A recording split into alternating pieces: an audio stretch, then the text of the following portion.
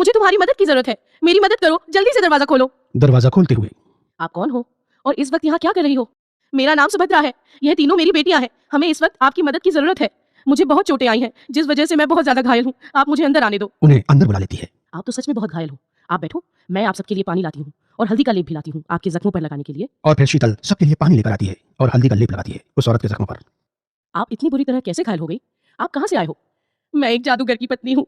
मैं एक साधारण औरत थी। उसने मुझसे शादी इसलिए करी कि वो एक बेटा चाहता था, लेकिन मेरे को तीनों बेटियां ही हुई और वो मुझे और मेरी बेटियों को मारना चाहता था। हम किसी तरह अपनी जान बचाकर भाग आए।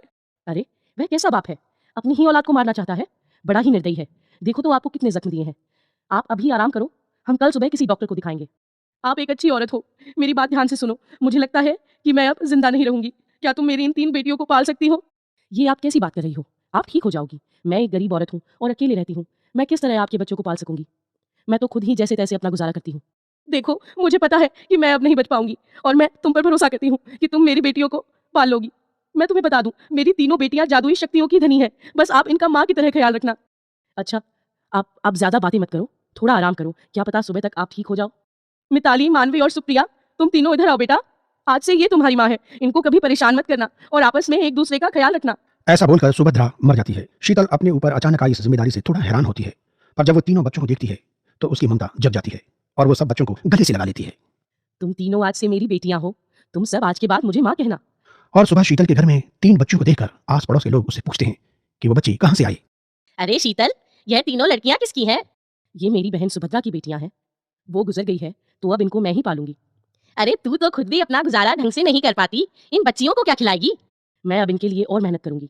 भगवान ने मेरे पास भेजा है तो इनका दाना पानी भी भेजेगा। अरे भाभी, फिर भी इतनी बड़ी जिम्मेदारी आपने अपने सर ले ली। भैया, आप तो ठेकेदार के पास काम करते हो ना? देखो, वहां पर कोई मुझे काम दिला दो। वहां तो आपको काम नहीं मिलेगा, क्योंकि वो आदमियों से ही काम करवाता है, पर उसके घर पर एक नौकरानी की जरूरत है। अगर वहां काम करना चाहो तो मैं बात करूं। ठीक है, आप उनसे ही बात कर लो। उसके बाद शीतल अंदर आकर बच्चों को खाना खिलाती है और बच्चों से पूछती है, तुम तीनों अपना अपना नाम और उम्र बताओ। मेरा नाम मिताली है और मैं 14 साल की हूँ। मेरा नाम मानवी है और मैं 12 साल की हूँ। मेरा नाम सुप्रिया है और मैं 8 साल की हूँ। तुम तीनों के नाम बहुत प्यारे हैं, बिल्कुल तुम्हारी तरह। आज से मैं तुम्हारी माँ हूँ और तुम आज से माँ कहकर बुलाओगी। मैं कुछ काम ढूंढ लूंगी जिससे कि हम सब आराम से रह पाएंगे। तो तुम लोगों को भी मेरे साथ हाथ बटाना होगा। माँ, आप उसकी फिक्र मत करो, हमें सब काम आते हैं। उसके बाद मिताली काम करके दिखाती है। वो कुछ ही सेकंड में सारे घर को ढंग से सजा देती है। एक एक सामान चमक रहा होता है। ये देखकर शीतल दंग रह जाती है। तभी मानवी फटाफट किचन में जाकर खाना बनाती है और शीतल देखती है कि मानवी ने सारा खाना सिर्फ 5 मिनट में ही बना दिया। सुप्रिया सारे आंगन को ठीक करती है और ये देखते ही वो तीनों को बोलती है, अरे तुम तीनों तो जादू जानती हो। मेरी जादुई 3 बेटियां। पर यह बात किसी बाहर वाले को पता मत लगने देना, वरना सब तुम्हारा फायदा उठाएंगे। माँ, आपको काम पर जाने की कोई जरूरत नहीं है। हम अपने जादू से भी काम कर सकते हैं। तुम्हारी माँ ने तुम्हारे लिए जरूर कुछ सोचा होगा, तभी वो तुम्हें मेरे पास छोड़कर गई है। ये जादू अपने तक सीमित रखो। हम एक नॉर्मल इंसान की तरह जिंदगी जिएंगे। अगले दिन से शीतल ठेकेदार के घर काम करने जाती है, पर ठेकेदार की पत्नी बहुत खड़ूस होती है। मुझे अपने घर का सामान एकदम शीशे की तरह चमकता हुआ मिलना चाहिए। मैं उन लोगों को बिल्कुल पसंद नहीं करती जो काम चोरी करते हैं। टाइम से आना है और टाइम से जाना है। आप बेफिक्र रहें, मैं अपना काम बहुत अच्छे से करूंगी। सब यही बोलते हैं, तुम्हारी जिम्मेदारी मेरे गार्डन की रहेगी। घास में मुझे एक भी पत्तियां पड़ी हुई नहीं मिलनी चाहिए। पौधों में पानी दोगी, सूखे फूलों को हटाओगी। ठीक है मालकिन, मैं कर दूंगी। उसके बाद वो गार्डन की तरफ जाती है और देखकर हैरान हो जाती है। इतना बड़ा गार्डन वो अकेली कैसे साफ करेगी? और वो अभी बस इस बारे में सोच ही रही होती है कि उसे मिताली अपने पास खड़ी नजर आती है। अरे मिताली, तुम यहाँ कैसे आई? तुम्हें यहाँ का रास्ता किसने बताया? और तुम अपनी बहनों को घर पर अकेला छोड़कर कैसे आ गई? माँ, मैं यहाँ ऐसे आई कि मैंने आपको इस शीशे में देख लिया था कि आप इस गार्डन को देखकर परेशान हो गई हो। और सुप्रिया और मानवी भी मेरे साथ है। वह देखो उधर कोने में। मैंने तुम तीनों को कहा था ना, घर पर ही रहना और नॉर्मल इंसानों की तरह रहना है। तो माँ, हम नॉर्मल ही तो दिखाई दे रहे हैं ना। हमारे कौन सा 4 सींग है या कई सारे हाथ पैर है? नहीं ना। तो तुम एक काम करो, यहाँ खड़ी रहो और हमारा कमाल देखो। फिर वहां का नजारा देखते ही बना। सुप्रिया ने जल्दी से फूंक मार के सारी घास के ऊपर से सूखी पत्तियों को हटा दिया। मिताली ने जल्दी जल्दी सारे पेड़ों की कटिंग कर दी और मानवी ने सारे गार्डन में पानी दे दिया। शीतल ये देखकर हैरान आंखें फाड़ देख रही थी और जैसे ही काम खत्म होता है तीनों बहनें शीतल के पास आकर कहती हैं, कहो माँ, हमारा काम कैसा लगा? तुम तीनों का जादू दिख रहा है पूरे बगीचे में। मालकिन पूछेंगी तो क्या बोलूंगी? अकेले इतना सारा काम कैसे किया? अरे माँ, उसको अपने काम से मतलब है, उसे कोई फर्क नहीं पड़ता कि तुमने काम कैसे खत्म किया। अब आप यहाँ पर सुस्ताने का काम करो, हम तीनों घर जा रहे हैं। अभी तीनों बहनें घर चली जाती हैं और शीतल वहां बैठकर सोचती है कि अब मैं क्या काम करूं। काफी देर गार्डन में खाली बैठने के बाद शीतल मालकिन के पास जाकर कहती है, मेम साहब, काम खत्म हो गया है। अरे इतना बड़ा गार्डन तूने अकेले इतनी जल्दी कैसे साफ कर दिया?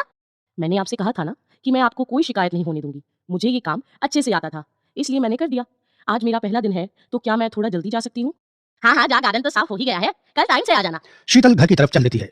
रास्ते में जब वो घर की तरफ आती है तो वो अपनी जमीन का वो छोटा सा टुकड़ा देती है जहां उसका पति खेती करता था। आज वो बिल्कुल खाली पड़ी थी। थोड़ी देर वो वहीं रुक जाती है। तभी पड़ोस का एक किसान आकर उसे कहता है, अरे भाभी, खेतों की तरफ बहुत दिन बाद आई हो, क्या खेती करने का इरादा है क्या? बस भैया, इधर से गुजर रही थी तो खेत पर नजर पड़ गई। वो थे तो कैसे खेत लहराता था। ये तो सच कह रही हो भाभी, बहुत अच्छी खेती करना जानता था जग्गू। हाँ, जब से वो गए हैं खेत खाली ही पड़ा है। अरे भाभी, ये जमीन मुझे जुताई पर दे दो, साल के कुछ पैसे ले लिया करना, आपका भी सहारा बनेगा। मैंने कभी इस बारे में सोचा नहीं, घर जाकर सोचती हूँ आज। हम तीनों के लिए कोई भी काम मुश्किल नहीं है। अब तय हो गया है कि हम अपने खेत अपने आप बोएंगे। और शीतल के मन में भी एक छोटी सी उम्मीद जगती है। सर्दियां शुरू होने वाली थी। वो सब मिलकर सोचती हैं, सब किसान गेहूं की खेती करेंगे, हम भी चलो गेहूं की खेती करते हैं। और अगले दिन शीतल अपनी तीनों बेटियों के साथ खेत पर पहुंचती है। क्या हुआ भाभी, आपने सोच लिया क्या? तो बात कर ले हम पैसों की। हाँ भैया, सोच लिया, हम अपने खेत खुद बोएंगे। अरे भाभी, आप अकेले खेती कैसे करोगी? अकेले कहाँ भैया, अपनी बेटियों के साथ करूंगी। और किसान अपना समूह लेकर वहां से चला जाता है। उसके बाद में शीतल अपनी बेटियों के साथ मिलकर खेत को तैयार करती है। वहां उगी जंगली झाड़ियों को वो सब मिलकर पहले साफ करते हैं और फिर खेतों में बुआई करते हैं। दाना बिखेरने के बाद वो सब पानी देते हैं और शीतल के कहने के अनुसार वो सब इस तरह करते हैं जैसे एक नॉर्मल इंसान करता है। फिर भी ये सारा काम 3 दिन में ही खत्म हो जाता है। आसपास के किसान उनकी मेहनत देखकर हैरान हो जाते हैं। अब शीतल और उसकी बेटियां बीच बीच में अपने खेतों को देखने आती, उसमें पानी, खाद और हर चीज का ध्यान रखती हैं। एक दिन जब उन लड़कियों का जादूगर पिता वहां से गुजरता है तो वो अपनी बेटियों को किसी और औरत के साथ में खेत का काम करते हुए देखता है। पहले उसे लगता है कि कोई और है, पर अगले दिन वो फिर अपनी बेटियों को वहां काम करते हुए देखता है तो वो उनका पीछा करता है और शीतल के घर तक पहुंच जाता है। आप कौन है और यहाँ क्या करने आए हैं? मैं इन तीनों बेटियों का पिता हूँ। आपने तो इन्हें घर से निकाल दिया था, अब आप क्या चाहते हो? क्या मैं अंदर आकर बात कर सकता हूँ? आ जाइए। अंदर आकर। तुम तीनों कैसी हो मेरी बेटियों? अब आप यहाँ क्या लेने आए हो? हमारी माँ मर चुकी है और इसके जिम्मेदार आप हो। मुझे अपनी गलती का एहसास हो गया है बेटियों, तुम तीनों मेरे साथ चलो। अब हम आपके साथ नहीं जाएंगे, हम इनके साथ रहेंगे। इतने दिनों से यही हमारी देखभाल कर रही थी और माँ ने भी हमें इनके पास छोड़ा है। पर तुम मेरी बेटियां हो, जल्दी से मेरे साथ चलो। हमें आपके साथ नहीं जाना, ये हमारा आखिरी फैसला है। और जादूगर के काफी बोलने पर भी वो तीनों उसके साथ नहीं जाती और अपनी माँ शीतल के पास ही रह जाती हैं। कुछ टाइम बाद उनकी गेहूं की फसल तैयार हो जाती है और वो माँ बेटियां मिलकर अपनी गेहूं बाजार में बेचकर अच्छा पैसा कमाते हैं। इसी प्रकार शीतल की तीनों जादुई बेटियां अपनी माँ की मदद करती हैं और सब मिलकर एक अच्छा जीवन गुजारते हैं। और अब शीतल भगवान को रोज धन्यवाद देती हैं कि तुमने मुझे इतनी प्यारी बेटियां दी हैं।